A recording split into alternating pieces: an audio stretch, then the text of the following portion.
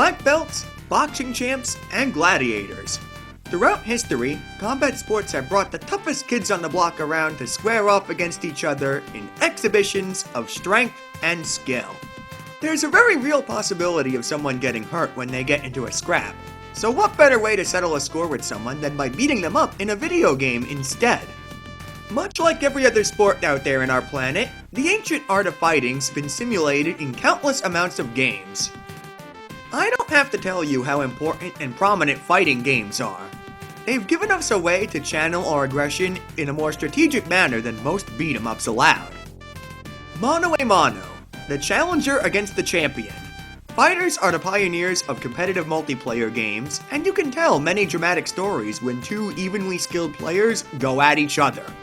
Street Fighter II is, of course, the power punch that popularized the player versus player format. But there were many other games that came before it where Capcom got their inspiration from. Atari's Boxer was one of the first games where you could knock another player's block off. But there was also Vector Beam's Warrior, Data East's Karate Champ, and Taito's Great Swordsman, just to name a few underdogs, leading up to the big Capcom cash-in. It goes without saying, but there was, in fact, a Street Fighter I released 4 years before Street Fighter II.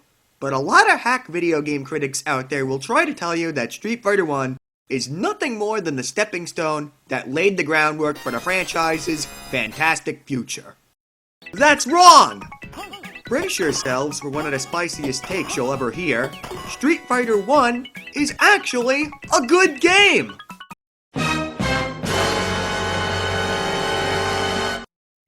Yeah, I said it. I actually enjoyed Street Fighter I. It's way more playable than people make it out to be. This landmark title actually did more for the fighting game business than you'd think at first glance, pioneering numerous innovations that were actually setting the standards higher for every other game afterwards. Not to mention, doing the thankless job of experimenting with weird control schemes to make games more advanced than 2 or 3 button affairs. Aside from that, there's still plenty of ideas and characters exclusive to Street Fighter I that warrant at least a playthrough to see what they are, because they are pretty cool and fans are still clamoring for them to return in later entries. Think of it like this. There's still plenty of people out there that adore the original Resident Evil on PlayStation, even though the remakes are objectively better in every way imaginable. Some people find that just as enjoyable as the modernized revamp, with the newcomers playing the original out of curiosity and finding out they may actually enjoy the brighter, campier nature of the original if they can get used to the tank controls. Not everyone can adapt to the archaic controls, but they can still appreciate what this game did right when it was brand spanking new. Street Fighter I is the fighting game equivalent of that, and I'm going to elaborate my defense in greater detail if that wasn't a convincing comparison. I should probably start by mentioning what is immediately noticeable before the game even begins, and that's its one-of-a-kind, pressure-sensitive buttons. Or how the 6-button configuration we take for granted today was one of the greatest accidents Capcom ever had on their hands. The old phrase, "keep it simple, stupid," applied to arcade game design too, because conventional wisdom dictated that you get more people to play your game if they actually understood how to play it.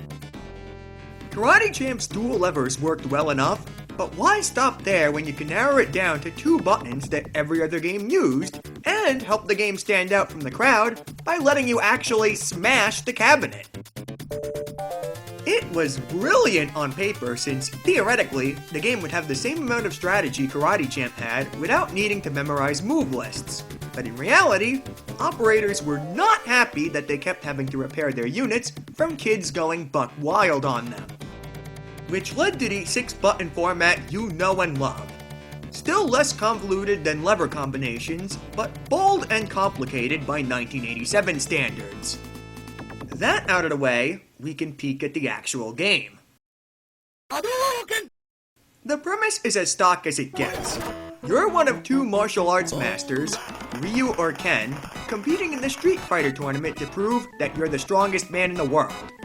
Simple, but it sets the stage for solid action. Upon starting the game, you're presented with a list of countries to fight in, allowing you to choose which opponent you want to fight first, beating Mega Man to the punch by several months. Once you arrive at your destination, you're greeted by the serene sights of large sprites and equally impressive backdrops that are extremely lush and detailed by 1987 standards. Capturing the atmosphere of every country appropriately, and even going as far as to feature parallax scrolling, which allowed the images in the background to move independently of that in the foreground. Compare this to the simplistic single-color backdrops you'd find in Capcom's own Bionic Commando, released the exact same year, and it doesn't even look like they're made in the same year. When you're done drooling over the exquisite pixel art, the announcer will give the signal and the showdown begins. You have quite a few options at your disposal in your basic move list. Light, medium, and heavy punches and kicks, which differ depending on whether or not you're jumping, standing, or crouching. You can also block by moving the joystick away from your opponent, which removes the need for an additional button. That gives you a fairly healthy amount of variety in your toolset. But some moves are clearly superior to others. There's no reason why you should ever use a standing medium kick when the heavy kick plays the exact same animation and deals out way more damage. Using both your brain and the moves that are given to you, it's your goal to beat up all 10 of the non-playable enemies to become the champion, following in the footsteps of games like Nintendo's Punch-Out! All of your adversaries are unique characters with animation just as fluid as yours, and aside from the earliest foes, have some kind of advantage that you strategize against. These characters are cool, and as of the time of this video's publication, there's still a good handful of this game's cast exclusive to this game, like Ritsu the Monk and Geki the Ninja, who definitely deserves to be in the next Street Fighter game because he's a bad shadowy figure that assaults you with shurikens and teleports all around the place to ambush you. Meaning you feel great when you figure out that he can only throw these things so far and go in for the kill when he inevitably misses.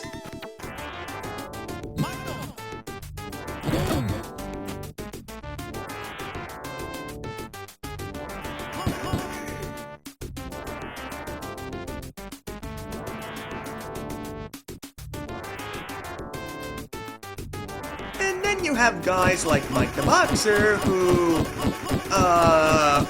well...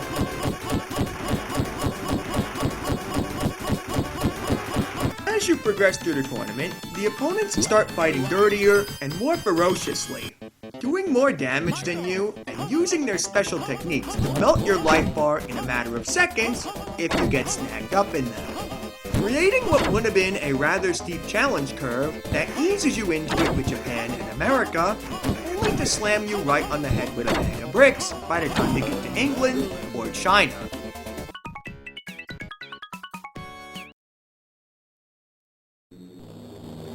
But when you reach, Thailand, you'll really be grasping for straws against Adan and Sagat, who seem unbeatable at first glance.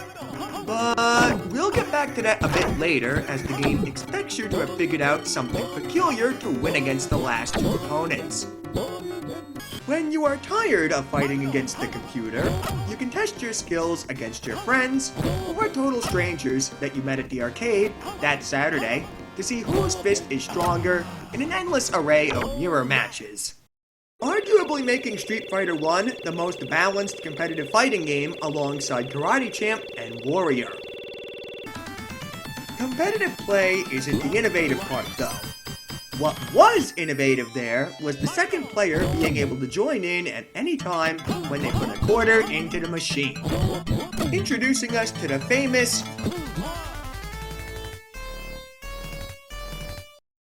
buy-in is super important for a fighting game because, believe it or not, it was a new idea at one point, just like anything else.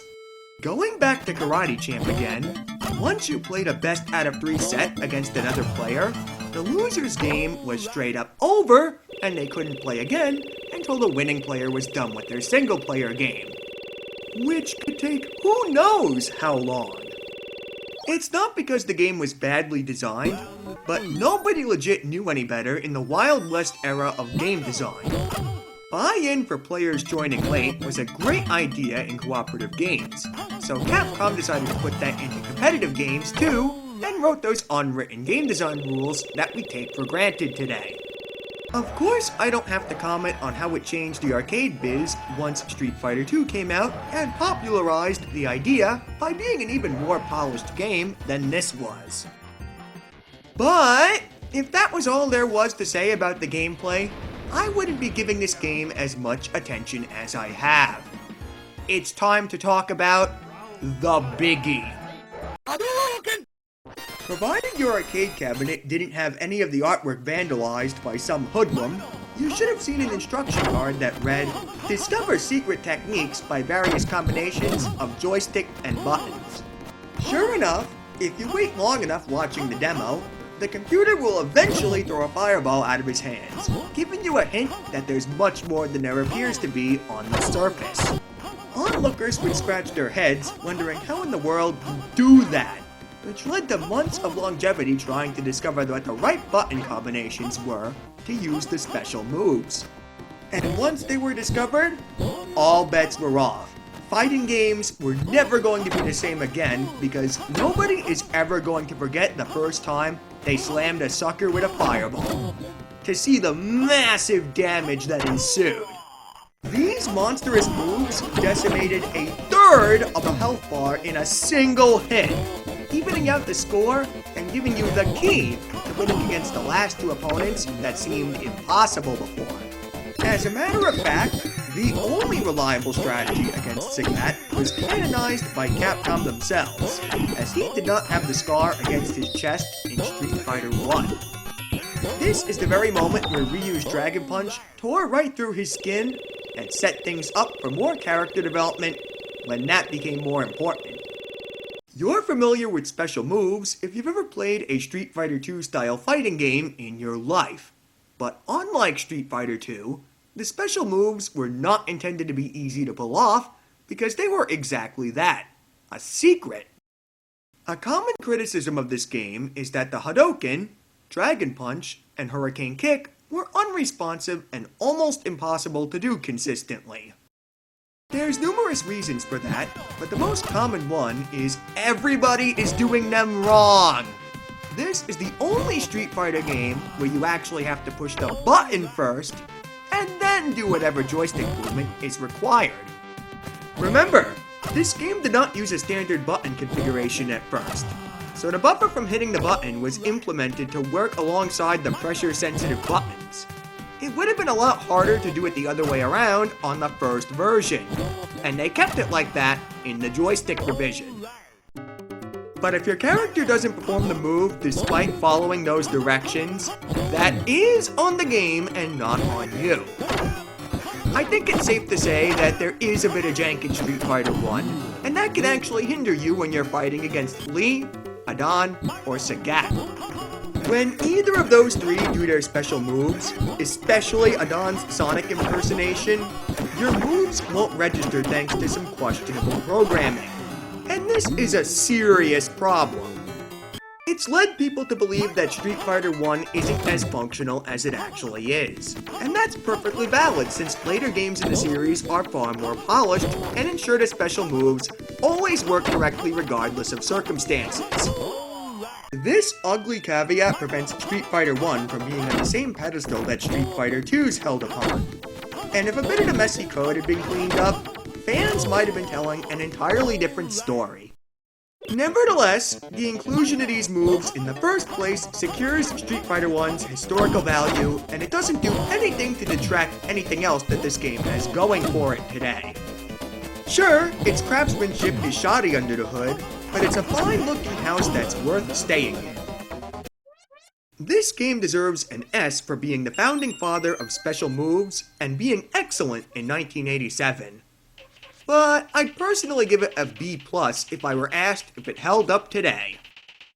The move registration problems are too intrusive for me to give it a higher score. On a closing note, I'm super glad that Street Fighter 1 hasn't been ignored in Capcom game compilations, because you really should be forming your own opinions on them if you got access to them. Capcom isn't afraid of their history, and that's a good thing. You can see what led up to utter perfection. That's gonna knock this video out cold. If you enjoyed the review, feel free to leave a like and smash that subscribe button. You can't break that as easily as the pressure pads on the cabinet, and there's still going to be a big review every month that you can look forward to. Stay safe out there, and I'll be seeing you later.